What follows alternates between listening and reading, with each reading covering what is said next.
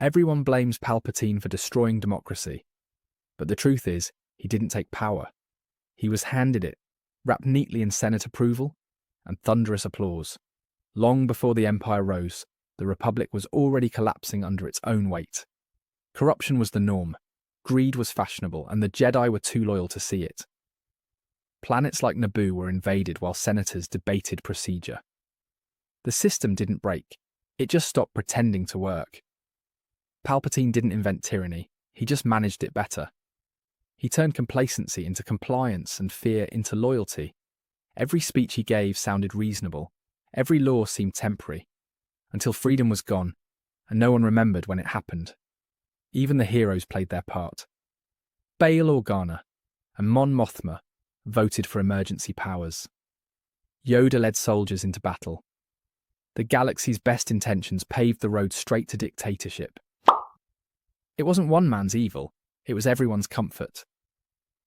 That's what makes Star Wars such a powerful warning. Liberty doesn't vanish overnight. It fades when people stop noticing.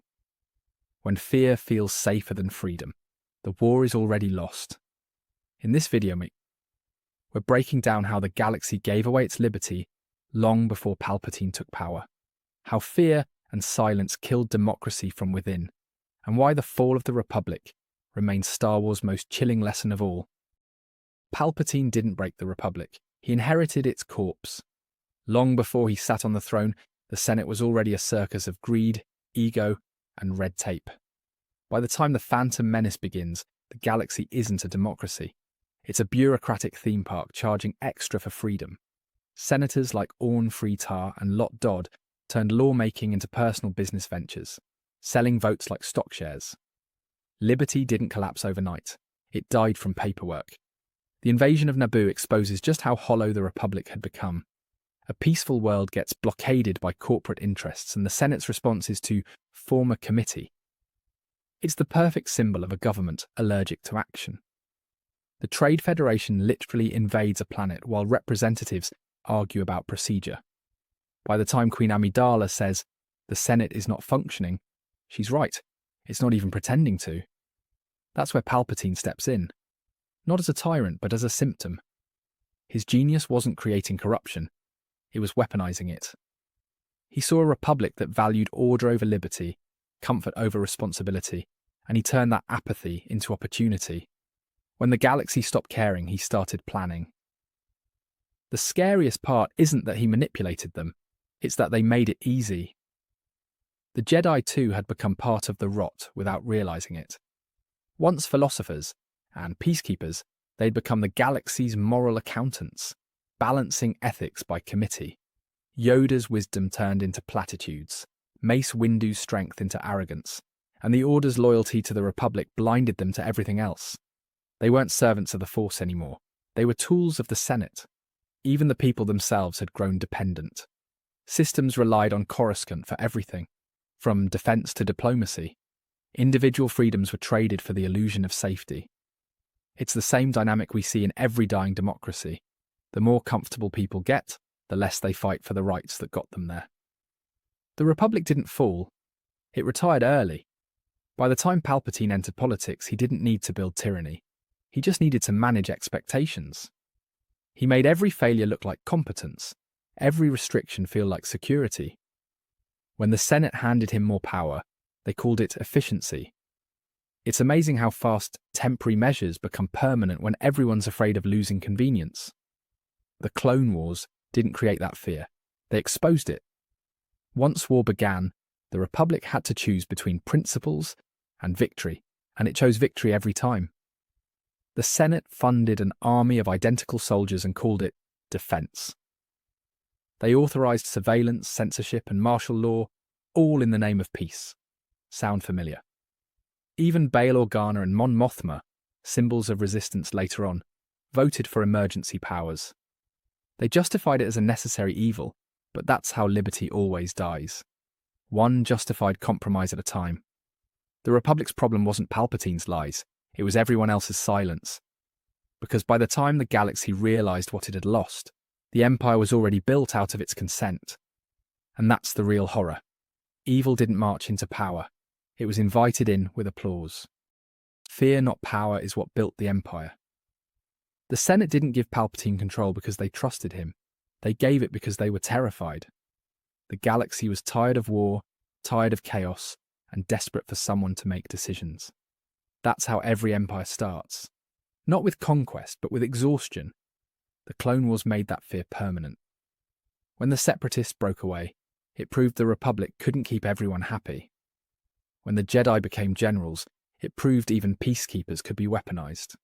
And when planets like Kamino and Geonosis became war factories, it showed how industry always outpaces morality. Once the Republic crossed that line, there was no going back. Palpatine didn't create the chaos, he perfected it. He used the same fear the Senate had ignored for decades and turned it into loyalty. He positioned himself as the galaxy's protector, not its ruler. Every new decree felt like a safeguard, not a command. It wasn't until it was too late that people realized they'd traded democracy for dependency. You can actually trace the exact moment liberty vanished. It's when Padme says, "So this is how liberty dies," with thunderous applause. That scene works because it's not hyperbole, it's historical. It's the culmination of every political shortcut and moral compromise the Republic made since Naboo. Every senator in that chamber is cheering their own irrelevance. The Jedi's role in all of this makes it worse. They believed fighting the war was protecting the Republic, but really, they were legitimizing its transformation. Yoda and Mace Windu debated ethics while clones executed orders. The Jedi stopped being guardians of peace and became enforcers of policy. By serving the Republic's fear, they made themselves complicit in the rise of its destroyer. Even the average citizen wasn't innocent. The galaxy's population became spectators to their own oppression. People on Coruscant cheered military parades and ignored the growing surveillance state. The Outer Rim accepted exploitation as long as credits kept flowing. The war economy was too profitable to question. Tyranny doesn't need permission, it just needs apathy. And when Palpatine declared himself emperor, there was no resistance, because the galaxy had already adapted to obedience. The Senate stayed in place, the military stayed loyal, and the people stayed silent. The machinery of democracy was still there, it just stopped producing liberty. What makes this story sting is how believable it is. Star Wars has always reflected real politics, power expanding while freedom contracts. Palpatine didn't need to lie, he only needed to tell people what they wanted to hear. Safety, strength, unity. It's the same sales pitch every empire uses. The tragedy isn't that the Republic trusted Palpatine, it's that they stopped trusting themselves. They let fear do the voting for them. By the time they realized their chains were comfortable, freedom felt inconvenient. And that's how liberty dies in every age. Not with villains, but with volunteers. The real villain of Star Wars isn't Palpatine, it's the galaxy's indifference. Empires rise because people stop believing they can fall. The Senate, the Jedi, and the people of the Republic all share one fatal flaw. They thought freedom was permanent. They forgot it's something you have to fight for every day, not once every few centuries. In Attack of the Clones, the Republic votes to create a grand army, supposedly to defend democracy. But armies don't defend democracy, they defend orders. Once the Jedi donned armor, the transformation was complete. Peacekeepers became soldiers, senators became strategists, and citizens became spectators. That's not liberty, it's theatre. Even the heroes we admire couldn't stop it. Bail Organa and Mon Mothma saw the warning signs, but their caution came too late. They whispered dissent in hallways instead of shouting it in the Senate. And when they finally acted, rebellion wasn't an act of patriotism, it was an act of desperation.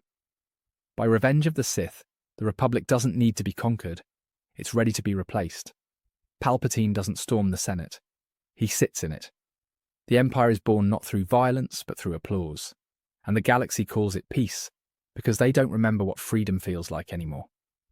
Even the Jedi's extinction is symbolic of this silence. Order 66 didn't just kill the Jedi, it killed the last moral compass the galaxy had left. The clones didn't hesitate because they were programmed not to think. And in that one moment, the galaxy learned that obedience had triumphed over conscience. When you watch A New Hope, the Empire feels absolute, but it's really just a republic with better branding. The bureaucracy, the military hierarchy, the complacency. It's all the same machine.